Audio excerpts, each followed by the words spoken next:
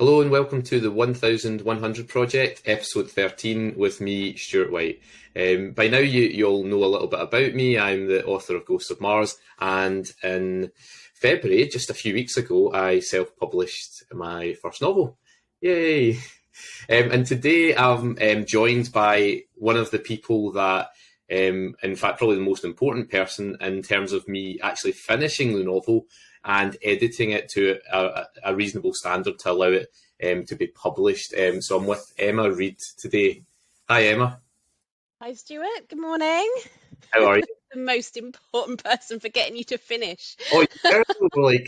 It's one of those things. We'll go on to talk about it in a minute, but there was a lot of moments where I was really struggling with it, and it was our email exchanges and Yeah, your comments and advice on my manuscript that helped. So, but we'll yeah. I talk think about that in a minute. it's no surprise to anybody that you cannot write a book on your own Yes. because you will always hit those moments and you have to have somebody there. Yeah. It's It's funny because we were just helping chatting you. before we came online there about I just did a school visit just before I'm recording this, and one of the things the kids were asking lots were about how you write a book, and yeah, I guess I had to try and emphasise as much as I could that it's not a solo process. And I guess for kids at school, what I was suggesting was that they get like their friend or their mum or dad or their brother or sister to read their work after they've written something. Because getting extra eyes on it, they always spot things that you won't on your own. And I was sort of trying to emphasise that as well. That's part of the process of being a writer, is that you will not just write one draft and then publish. That's really interesting to pass that on to people outside, especially kids. Yeah. Because I mean they'll write their first draft and then they'll edit it once and that's it, and then it goes into their best books. Job done, published. Yeah. And to realize that the reality is so vastly different to that. Yeah, and And it's you, interesting as well because even the senior pupils at the school that I teach at, and this will be probably the same in most schools, they, for their folio piece that they send away for their English examination, their coursework, they tend to just write it once. The teacher will look at it once, give them a few pointers and comments, and then whatever they rewrite goes away. can you imagine? Yeah, That's honestly. blissful. Oh, if only we could do that. Yeah, and I think, but that's also part of the problem, is that not enough people know about how much editing work goes on. So when Yeah, you are not a published author and you write a first draft and you're comparing that to published works, which are really polished and very highly edited and finely yeah, tuned, that can seem a bit dispiriting. So I think passing on that message is very important. yeah, absolutely. But also the flip side is true, and that you see people who've written a first draft and they're like, this is perfect.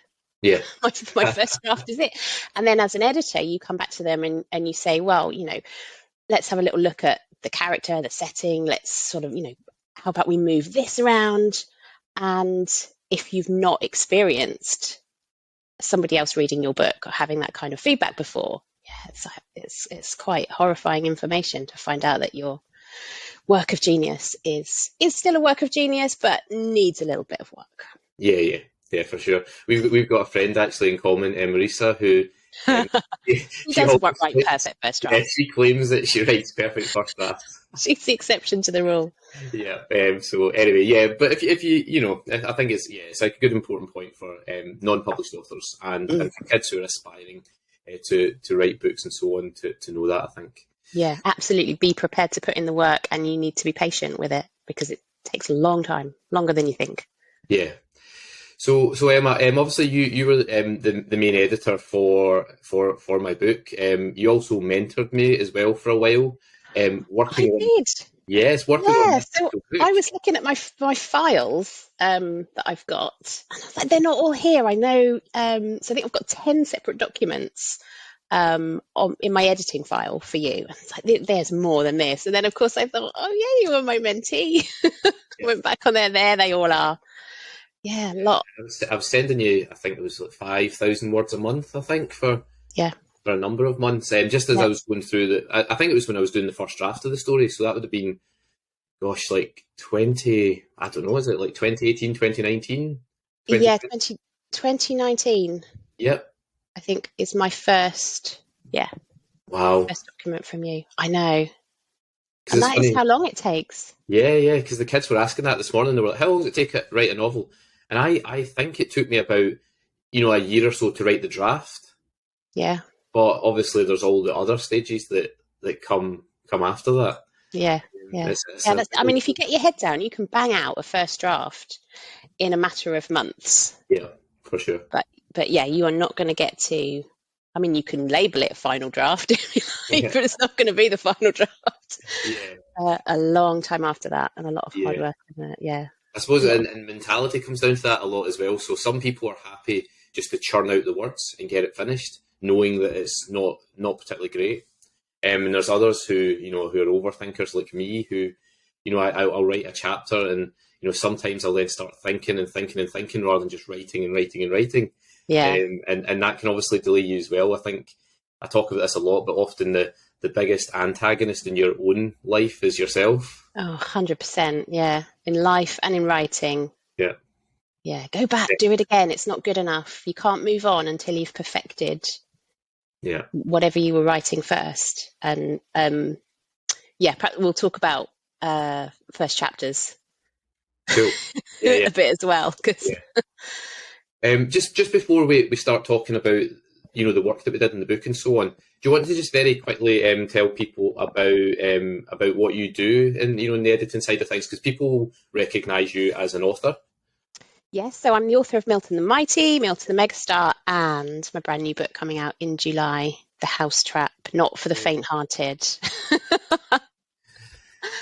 But yes, I've also got an editing hat to put on. So I own my own business. It's called M-Ed, which is EMDASHED.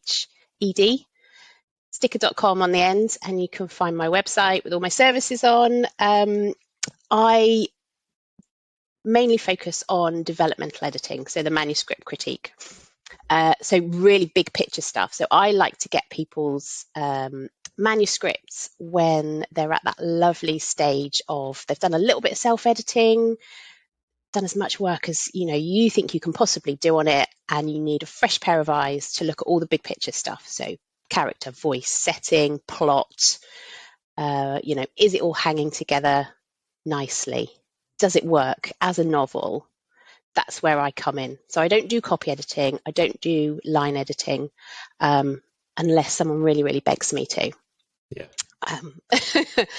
I just like to look at the story as a whole. I also do query critiques and synopses as well. I can help you with your synopsis. I really can. I love synopsis. I'm strange like that. Everybody hates them except me. One of my mentees, so I'm a Write Mentor Sparks mentee as well. One of my mentees asked me, please help me with my synopsis, and sent me a 3-page synopsis that they'd written, which I just condensed down into 1 page, sent it back to him, and they said, I don't know how you did that. It's incredible.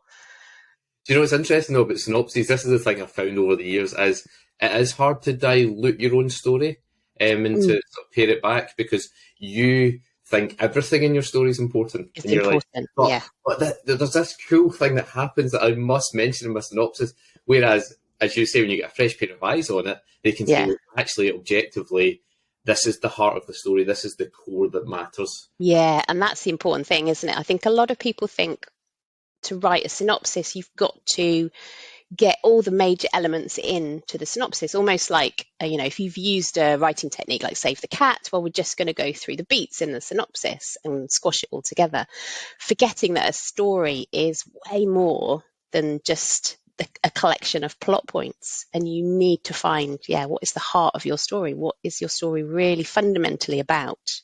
Yeah. Forget all the individual things that happen throughout that journey. What's it about?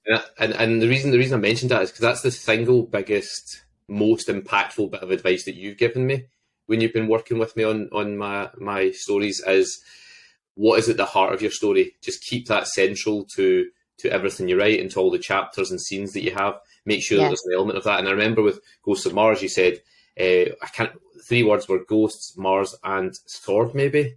Yeah, or was it adventure? It might have been, but you gave me 3 key words and you said, keep that at the heart of everything you write, because that's stick that on a post-it note and yes. put it on your computer. And if you're wavering at all, look at that. Like, right, that's what I need to get back to.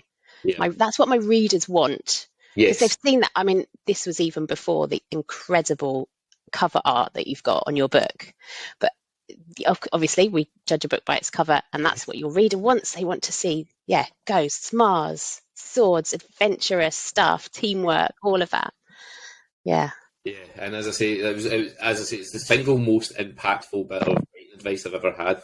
And I still go back to it now when I'm writing new stuff as well. I'm like, because I'm really bad for going off in like tangents away from the the core storyline because it sounds cool, it sounds fun, or you know, I'm like, I like quite a few times in this book, I was like, I really want to explore this element of the colony base. Just write a scene just so they could explore this cool place. Rather than sort of driving the narrative and the story forward and keeping that, as you say, what's called the promise of the premise, is where, it can be the cover, it can be the blurb, or whatever it happens to be in your book that is telling your reader, if you read this book, this is what you're going to get.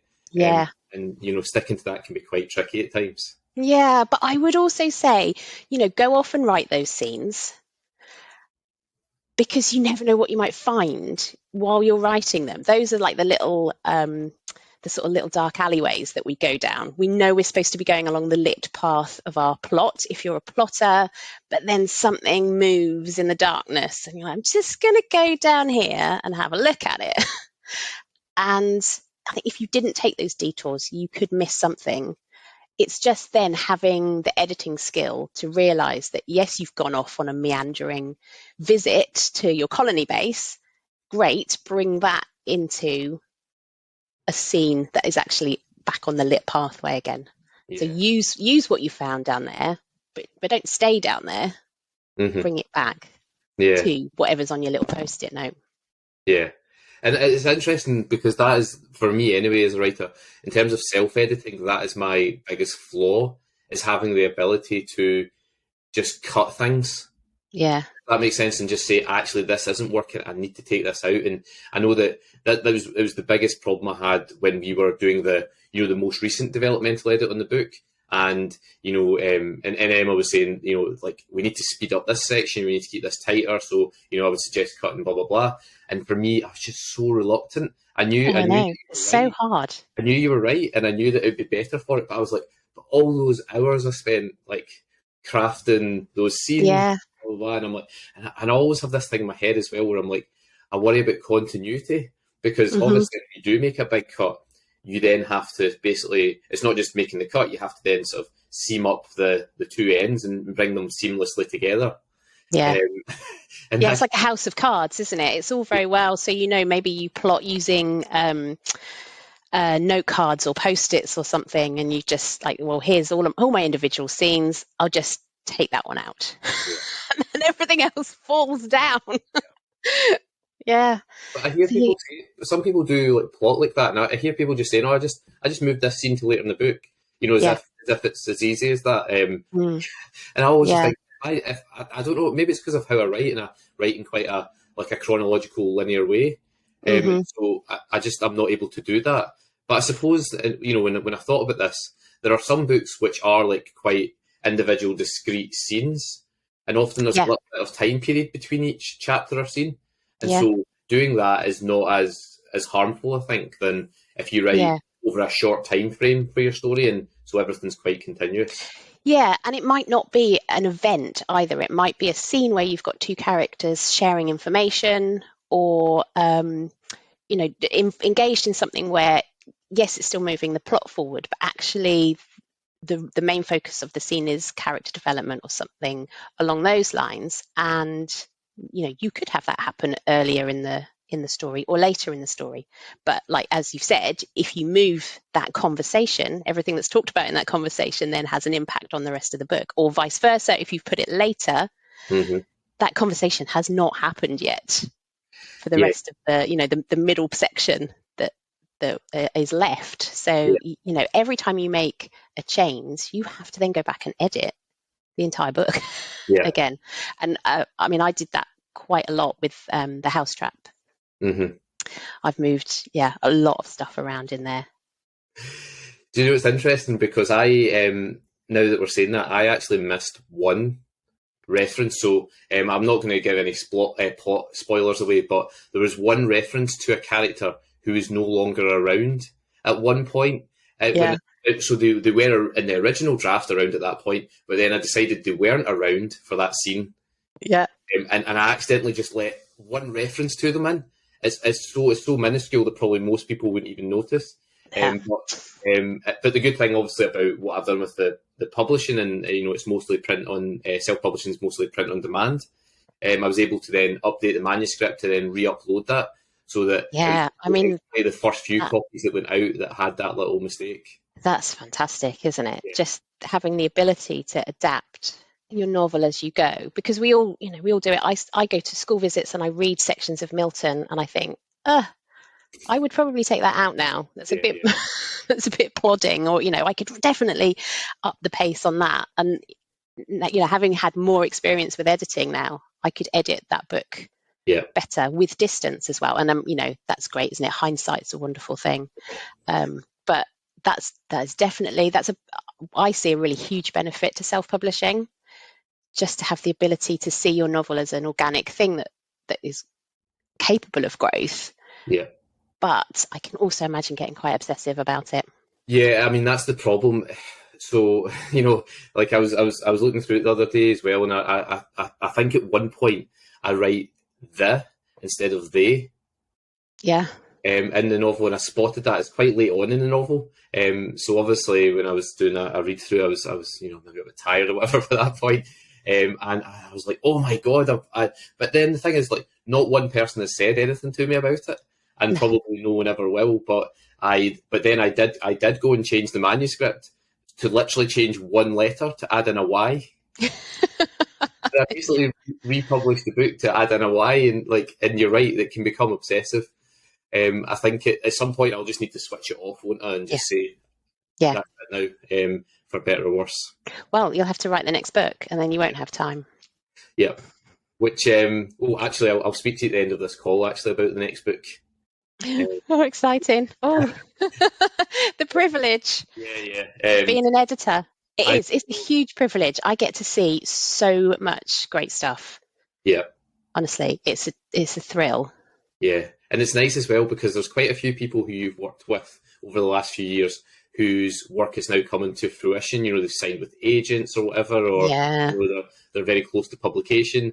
And because obviously it's a long process, the trad publishing route, it means that maybe people you were working with in like 2020, or whatever, are now the ones that are coming through. Yeah, it's really exciting. Yeah. So I look at posts on social media, and I just think, see, I knew that was good. I knew that was a good book. I knew I loved that character. I know, and it's really exciting, and you're right, it's a real privilege to see a lot of early manuscripts, because we obviously see them through other means as well, through the competition that we do, the awards, which Emma's read for us for most of the Yeah, I love doing that. Yeah. Yeah, it's really, really great fun. And it's also, it's a privilege to read and be a part of that as well. But also you understand as a writer yourself how difficult it is, how much of yourself you have to let go before you can allow someone else to read your book, your work, your inner self is on the page. And so all credit to everybody who puts themselves forward for things like that. Yeah, no, I couldn't agree more. And it's interesting as well. One of the things from reading a lot of manuscripts in that environment is it helps to tune your own editing brain, I think, a little bit, because what you identify is what works well at the start of a novel and the things that don't work as well. And that's something you can apply to your own writing, to your own editing skills as well, is getting, because I think if you just wrote your own books, or you just, as you do edit clients, you're not doing that many a month. It's not like you're not doing 50 a month or 100 a month.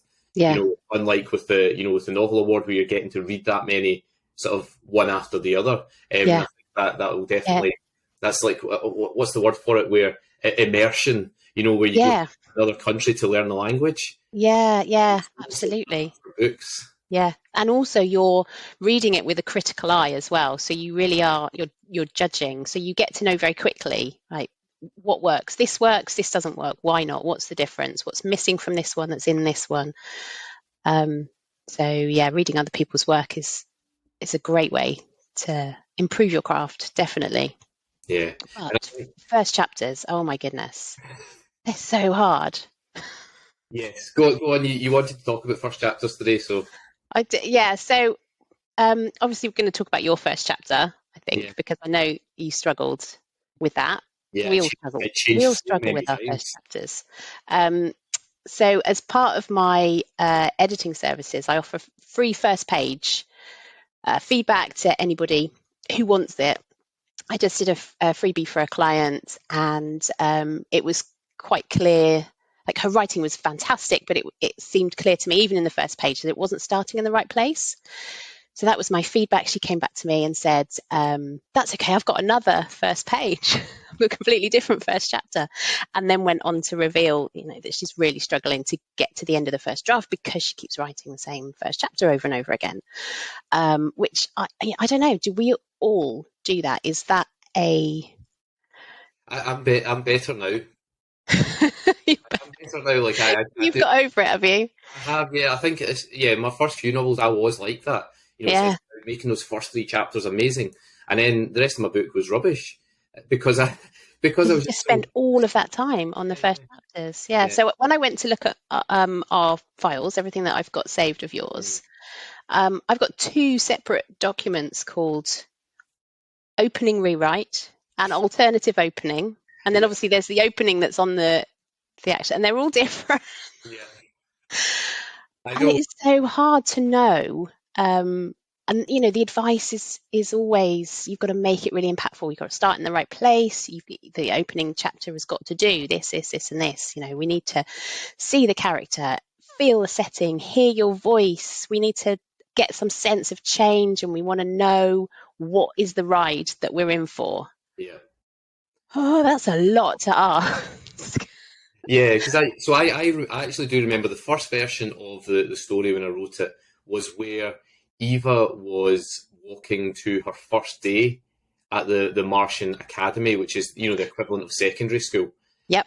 And she was only meeting everyone for the first time then, so it was a very different opening to the one that I've got now, where she's already got established relationships with people and so on. But I also had an alternative to the current version where I basically started at what is now chapter 2. And we had a discussion about it, and we thought that she was just basically going headlong into the action too quickly. We weren't grounded on, this is a Martian colony in 2045, this is our main character. Here's some of our obstacles, here's what our life is like normally, before we get to the big action-packed scenes. Your reader is not there going, this is great, but what the heck is going on? Where am I? Who is this person? Yeah. Yeah, because I think initially she just goes marching out into a Martian dust storm right at the opening, and then there was a version where she was crawling through the vents. That's right. Yes, so there was a very early version, and the oh God, how am I going to say? I can't say this without spoilers. But there were creatures in the vents, and I think she fell through. It's a really great active scene. You could absolutely see it. It's a Netflix original for sure. She's like, in the dark, like Die Hard, like Bruce Willis in Die Hard. She's and then she falls through. And it was great. It was a really, really great scene. I love that scene. But again, not the right place to start. Who am I? Where am I? What's going on? Why am I in this dark tunnel? and do you know what though? And this is something that people give advice about all the time, but it is true. I've managed to recycle some of that scene. I'm currently writing a short story, which is a prequel to the novel. Okay. I'm going to use to give away to like subscribers and and stuff. And I've got her in the vent again at the start of that. So I'm able to sort of recycle it and reuse it, which is good. Yeah, nothing's ever wasted. No. So yeah, so that'll be good. I think actually you asked me to send that to you ages ago, didn't you? And I didn't do it. What's that? The short story? Yeah, you said, "Oh, I'd love to have a quick read of that," and then I forgot. Yeah. Yeah, I'll try. Oh, I'll try and remember today. it's been a busy time. I'll let you Yeah, off. You've had other things on your mind, yeah. Um, so let's. including all the publicity, the marketing, the Yeah, everything that.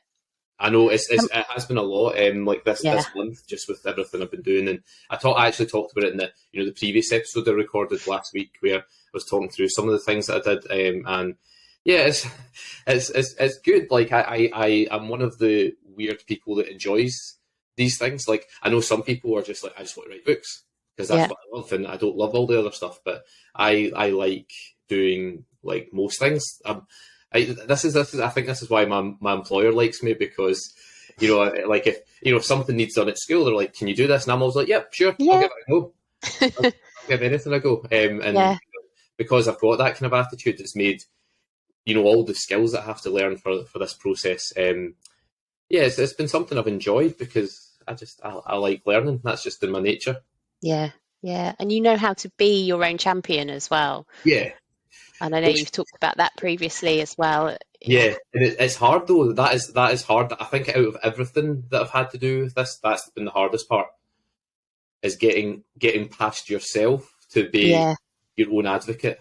Yeah. Because yeah, some people get away with, and not everyone, I might add, but some people who are traditionally published get away with just writing, and they've got people at their publisher who do all that work for them, and their book sells well, and so they don't need to push it themselves. Yeah. Yeah. Fewer and fewer, I would think. I think that is changing. I do still pop into bookshops and see books on the shelves that I've never heard of, because Yeah, those authors aren't on social media, they're not TikToking. yeah. But I think that's becoming fewer and further between. It's a funny thing, isn't it? Because I just think it's such a disadvantage if you don't, because there's such a huge market of people out there beyond. So, like, publishers will do their best within the channels that they can market your book, Yeah. but they are not going to be on social media or online every day talking about your book because they Yeah. have got 50, 100, 200 titles to market. Yeah. So Yeah. you might get an occasional mention, once every few months, but they can't be championing you every single day, and you're the one person that can do that and do it the most effectively as well, because Yeah. nobody believes in your book more than you. Yeah, yeah, exactly. And you've got all the information about your book. If you want to talk about the inspiration, or how you developed a character, or what your scene is based on, that's coming from you, and it's coming from the heart as well. You can write that down to your publicist, and they Mm. can do a nice little graphic for it. But people want to hear from the heart, why did you write the book? And we were talking about your school visit this morning, and it's the basic questions that the kids want to know, isn't it? What was your inspiration? But readers do want to know that sort of stuff as Yeah. well. Yeah, do you know what? It would be lovely if I could just write and not make a fool out of myself on an Instagram reel, once a month when I've got to do it again. Yeah.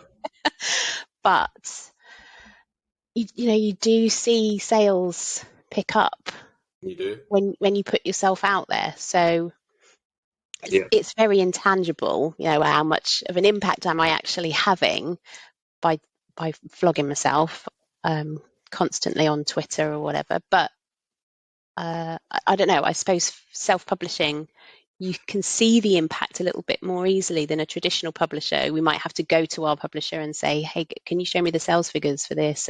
This period. And they're way too busy to do that Yeah. sort of thing. Whereas you can just access that yourself because you have that control. Yeah. And that self-publishing to me comes under this massive heading of control. Mm-hmm. Everything, as far as the book getting out there is within your control, which is amazing. Yeah. And I was going to say something about the watching the sales figures there, but before I say that, your videos and stuff are great. They're really good, but like they do the most important thing they have to do, which is to raise awareness about you and your books and what you're all about, and and that's all that matters. Like nobody's going to be like a professional actor, and they're No. Instagram or Some of TikTok. them are. Some of them are so good. Some people are honestly so Yeah, brilliant. Stop being brilliant, you brilliant people. You're making the rest of us look bad. yeah. So yeah, but that's not really what it's about. No. You're not getting paid to make a movie or anything. So, but yeah, so that first of all, you're doing great. But second of all, in terms of monitoring the sales figures, that has been really interesting because I had a TikTok that got way more views. Last week it was, I can't remember which day, and I also post all my TikToks onto YouTube Shorts as well on my Yeah. YouTube channel, and that got way more views than those usually do as well. And I did see more sales on that day. Interesting. So what Yeah. was it about that video in particular? So the video, it was one I won't play it here, but it's one where I'm holding my book like that into the camera. You know how that's a big thing on TikTok. Yeah. And then basically I've got a series of text overlays that tell Yeah. you what features in my book. You know, like the things that we talked about, the heart of the story. Yeah. You know, one diabetic main character, ghosts, sword. You know, rough Martian conditions, has to rescue her dad, has to steal her over, blah blah, all those things, and that get way more views than even the ones where I'm featured on camera, where I'm chatting away about things. Yeah. And so and then I replicated one that was similar to that the next day, and it also got loads of views, but not as many sales. Yeah. Okay. Yeah. So Interesting. It's those beats, isn't it, mm, on social media, because you've got seconds to capture someone's imagination. So yeah, that first word, and yeah, you've got so much in Ghosts of Mars to really hook people in. It's just the concept and the setting, before you even get to the story, yeah, is it's fantastic. yeah, I'm not going to. yeah, It's out of this world. I didn't say yeah. that out loud, am I? Yeah, so very briefly, because I don't want to keep you on for too long, but I thought it might be quite good to just go through a little sort of timeline of the work that we did on Ghosts of Mars, just for other people who are interested in terms Yeah. of working with an editor. Yeah, what it involves. Yeah. In different stages, because we've chatted a little bit about specifics of it, but looking at an overview. Because we actually took, when we got to the sort of final structural editing, we took a different approach, didn't we? Of a hybrid approach. Yeah, which worked really well, I think. Yeah, no, I agree. So yeah, at the very start, so we talked about this earlier on, but obviously you helped me with the initial draft of this. So I was basically sending you first drafts of my chapters, which for a lot of people might be quite a scary thing to do. But obviously I know you well. We've known each other for a number of years, and so I know that you are not going to be. You'll be the appropriate level of harsh, if that makes sense. So, yes, I am strict. Yes, but there's kindness and meaning behind it. But that's what people need. I think sometimes people say they want someone to be strict, but then when someone is strict, they then get their feelings hurt. And what they actually wanted was someone to give them a back massage. Yes. Instead of friends and family. Give your work to friends and family for that. And then come to me for the truth delivered in a kind and thoughtful way, but still the truth. Yeah, and it always is. You're very good at the. I won't say the word, but the something sandwich. Where you start off positive, then you give the the meat of it, the stuff that needs to be improved or worked on, and then you finish off on a positive note. So anyway, we did that, didn't we? For I can't remember. Was it about a year? Maybe. Yeah, probably. Yeah. Because at 5,000 words a time. Yeah. It does take a while. Yeah, it does, and I think actually during that time there was a lot of bits where like I would go back and I'd rewrite something, then send you a rewrite and so on. There was a lot. It wasn't strictly like linear. And I think actually, and this is a mistake I made. I rushed to get my book finished and out to agents probably earlier than I should have done, because remember that was when Perseverance was landing on Mars, and I thought this is the perfect time to send my book out. I thought it was the perfect time to send your book out as well, so I was probably pushing you to do that as well. Sometimes those things come along and it feels like serendipity. You're like, yes, let's get on the back of this. And actually, with hindsight, you can jump on whatever bandwagon you want, but if your product isn't ready, yeah, it's still not going to be taken up. yeah. And it obviously wasn't ready at that point. I got a lot of requests and a lot of nice comments and blah blah blah about it. To be honest, most of the nice comments were about the concept and the premise rather than the execution, which is a telltale sign that I'm on the right track in terms of the story, but I need to work on how I execute that. Yeah. So anyway, and then I think I took a break, didn't I, for a while with it. And then when I decided to self-publish, this was the book I wanted to go to, and I got in touch with you again and said... And I was overjoyed because I just love it. What's not to like, really? Yeah, and you're going to have to remind me here because I'm a little bit fuzzy. So I gave you for one full developmental edit to start with, right? And it was just a developmental edit. Is that right? Yeah. Yes. Yeah. Yeah. So we went through the whole book. Yeah. Doing a structural edit. Yeah. And then... And I had to rewrite a significant chunk of the early part of Act 2, the fun and games section. That was it. And that's quite common. So that was, we'll have all come across the sticky middles. That was the start of your sticky middle. and it's that moment where you sort of lose the momentum of the exciting opening, and you actually have to get into the nitty gritty of the story. Yeah, and your specific advice, if I remember it rightly, was we need to get the team together earlier. Yes, it was happening a little bit too late, and so basically, I manufactured scenes where they all had to work together. Yeah, and that got them together at the start of Act 2. So when we went through the fun and games, it was Eva and friends rather than just Eva on her own as she is for much of Act 1. Yeah, and for that age group, that's perfect. An ensemble cast pulling together, pulling in opposite directions as well half the time. Yeah, that was great. Yeah. And and I think that was the main thing, wasn't it, on that first one, was sorting out the sticky part of the beginning of Act 2. There was also a bit at the ending as well that we had to work on. The ending changed quite a bit, actually, didn't it? Yeah, so I had to after all that because I just wanted more. Yeah. And that's always a compliment. Always. If someone says to you, I love this, but we need more of that. I want to know what happens.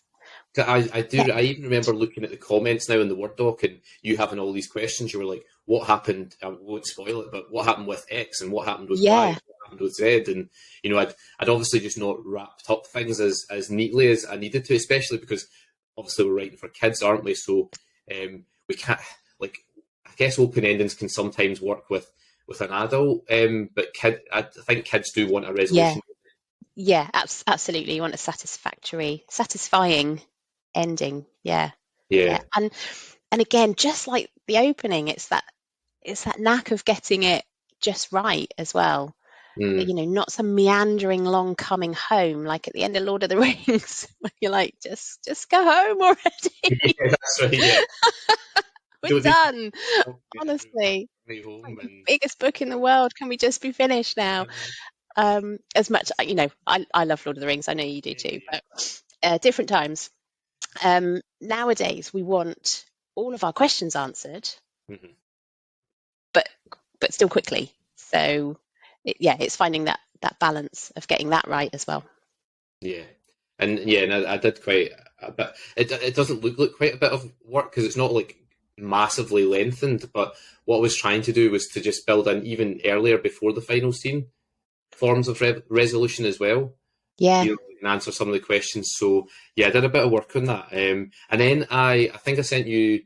Now at this point I was starting to struggle a little bit, and time was against us because the self-publishing timeline and so on, and I remember you saying, I think this needs more developmental work, and so what we decided to do, I think I sent it to you in thirds. That's right, yeah. So we chunked it into 3 acts. Yeah. Because at that point, we're kind of thinking, we'll go into some line edits now. Yeah. Which, as I said, I only do that for special friends. Line editing is really, really super hard work. Yeah. So we were ready to go into line edits, and I said to you, I'm going to line edit this, but I think there's some structural work to do still as well. And we can do that at the same time. It's because time is a pressure. Yeah. but it's kind of hard work to do. So, but I know you're committed to the project and you're going to get it done. So we approached it in that slightly different way. And sort of, if you'd have asked me, or if we'd been talking about this 6 months ago, I'd have said, that doesn't happen in traditional publishing. You do the whole thing at once. But Kessia and I did exactly the same thing afterwards with The House Trap. Chunked it into pieces, just so that you could maximize the time, because obviously to do a structural and a line edit on what's the word counts? It was 60,000. 60,000 words. Yeah. That takes me a long time when you're sitting around, twiddling your thumbs thinking I need to get on with this, and probably also tinkering with it in the meantime. That's what I'd be doing anyway. Inadvisable tinkering when it's all going to come back to you and you're going to have to do it again anyway. So how can we maximize that time? Well, let's do it a bit at a time, like I do with my mentees through Write Mentor. Yeah, and that worked well for me.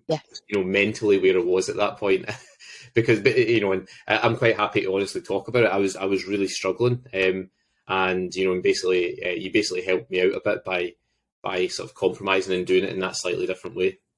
Yeah, well, I think it made perfect sense, because it's also not an overwhelming 60,000 word document full of comments and changes and suggestions and so much to get your head around. Whereas if you can look at, okay, here's my feedback just for Act 1, and we'll handle that, and then move on to Act 2, and it doesn't all come at once. The only thing is, and I found this with The House Trap as well, is that then when you come to stitch it back together, there is that extra bit of work to do. So you do make more work for yourself in the long run, I think, but you make better use of the time in between. And that was important to me, obviously, with the with the schedule that I'd set myself, and I actually ended up, I think most people know this, I ended up delaying it a month as well, just because I just felt like there was no breathing space. And incredibly, the difference that made mentally when I did that, I then went through those last few edits, actually no problem. And it's funny, those psychological barriers that you can impose on yourself. Yeah, absolutely. I mean, some people thrive on deadlines, and some people just see them as this looming truck coming towards them, about to hit them into oblivion. And I was definitely the rabbit in the headlights in that situation. But but you helped me out a lot by being so flexible about it. And I think just you know me well, so I think you knew what the right thing to do was to help me through that edit, and that helps. And I guess that's why it's important as well. You can go with a stranger as an editor, and they might still give you great feedback and blah blah blah. But I think because you know me well, you also know how to feedback to me in particular. Yeah. And you might do it, I don't know what your process is like with other people, but you might do it slightly differently for them. Yeah, I think we have more frank conversations about what's going to work, what's not working, and I can make suggestions to you without necessarily explaining where they're coming from. Yeah. So, I think with you probably I leave out a little bit of the sandwich. There's the bleep in between. We're like, let's just assume that you know that I love this project and I love your writing, and I want you to succeed. Let's just take that as read and get down to the nitty gritty. So I love working with you in that way. Because we can just get right to it. And that's how I work with my editor. I worked with my editor. I'm so sad that Kessia. So my editor is Kessia Lupo, who we all know and love very well, but she's gone on to pastures new now. So boo-hoo. But that's exactly how we worked. That was our relationship as well. And I probably, I base how I edit with you on how she edits with me, because we have that relationship. We can just say, this is what needs to change. Let's just get on with it. Head down, get it done. And that's definitely what I need. Whereas I guess, like, if you were dealing with someone brand new who you were editing for the first time, you would have that softer touch. And the other thing as well that I guess people forget about is, I know from having done a few of these myself, when you're giving someone like feedback or editorial feedback, whatever, you as the editor are quite nervous about how they will react to it. Yeah. And I think, so, if there's anyone out there listening who's thinking about becoming an editor, you have to protect yourself as well. So being a writer and an editor is great. I understand. I see the process from both sides and I can sympathize. So I'm always as gentle as I can be with people's work. And I do really take it as a huge privilege to work with writers. And I'm very, very grateful. But sometimes you can get in a situation where somebody doesn't appreciate the feedback that you've got. And as you get to know what you're doing a little bit more, you can become confident enough to say, actually, I'm not going to take this project on. If you're starting out as an editor and you're a little bit unsure, you can ask for a sample from a writer, just to see, am I and the writer a good fit? Am I and the work a good fit? There might be something in the manuscript that just doesn't sit well with you or isn't in your sphere of expertise, and it's okay to say, no, this isn't the project for me, but maybe I could recommend a different editor to you. So editors and writers can protect themselves in that relationship just by having a conversation, really. Yeah, and establishing early what both of you want, and what the editor can provide for that person and what the other person wants, and if they're going to be a good fit. Yeah. Okay, that's nice advice, I think, just to finish us up on. And obviously, if anyone out there needs an editor, I can wholeheartedly recommend it. She's at m-editorial. m-ed.com. Yeah, m-ed, sorry, yeah. I think it's the full name m-editorial. Well, yes, sort of. So the ed is handily stands for editorial. It's also my initials of my real name. Of course, yes. It's very clever. Very clever. So you can find Emma. She's on all the social medias, and that sounds really bad. I'm on all the social medias. I'm mostly on Twitter. Yeah. So, but if you want to just chat books, then come find me. I'm MED73 on Twitter, but just look up Emma Reid author and you'll find me. There's 73 MEDs. No, that's my. Oh yeah, sorry. We'll leave it there. Big birthday for me this year. Yes. Oh, we'll chat more about that later on. But yes. For now, Emma, thanks so much for joining me to chat. Oh no, thank you. I love to chat about your book. I can't wait to find out what I might be able to get to work on next. Yeah, we can chat about that very soon, I think. So, but thanks for joining me for the episode, for the podcast, and hope everyone that's listening has enjoyed it and got a little bit out of it. And as I say, get in touch with Emma if you have any editorial needs. Okay, I'm going to sign off for now. I'll see you in the next episode, and may the force be with you.